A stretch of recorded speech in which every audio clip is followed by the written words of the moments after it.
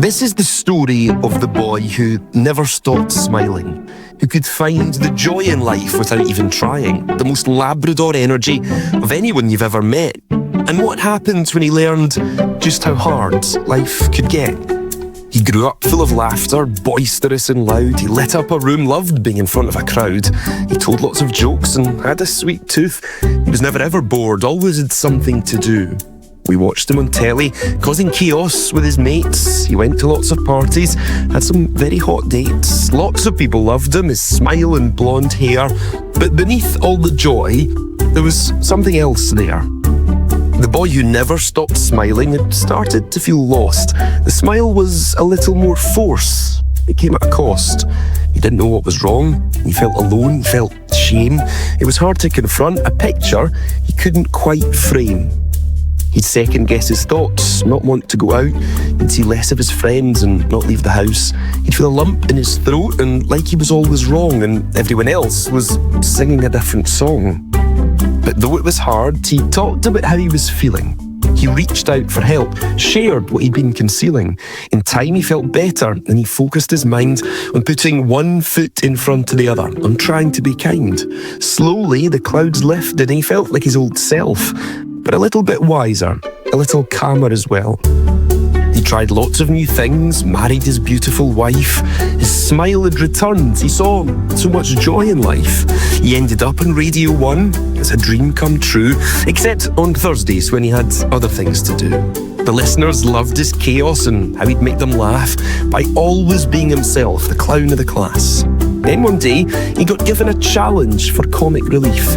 5 ultramarathons in 5 days, as hard as can be. He wasn't a runner, he'd only ever done 5k, but if he could help people, he knew he'd find a way. So he said yes, he'd do it. He'd take on the test, even if he couldn't finish, he'd do his very best, because the money he'd raise would help people a lot. People who might feel like he did when he was anxious and lost. The first day felt good, he ate up the road. Mile after mile, everyone said, look at him go. But soon his legs ached, his bum started to hurt, and try as he might, he kept on feeling worse. The boy who never stopped smiling put on a brave face. He said he was fine, he'd keep at the pace. He wanted to finish and not let anyone down. But little by little, his smile turned into a frown. Each hour felt longer, each step a little more heavy, each hill a little higher, each step less steady. He wanted to quit, he felt like he couldn't go on. So the Radio 1 family came together to make him feel strong. His great friend Matt never left his side and was there with a hug at the end of each mile. Crowds lined the streets, cheered as he ran past. Miles Smith sent a message. Jerry massaged his ass.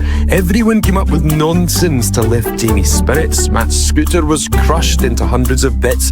Greg even proposed they'll get married at the end. Jamie felt the love of all of his friends. But more than anything else, what kept him on the road was that time in his life when he'd not known where to go, when he'd been low and scared, when he'd felt lost.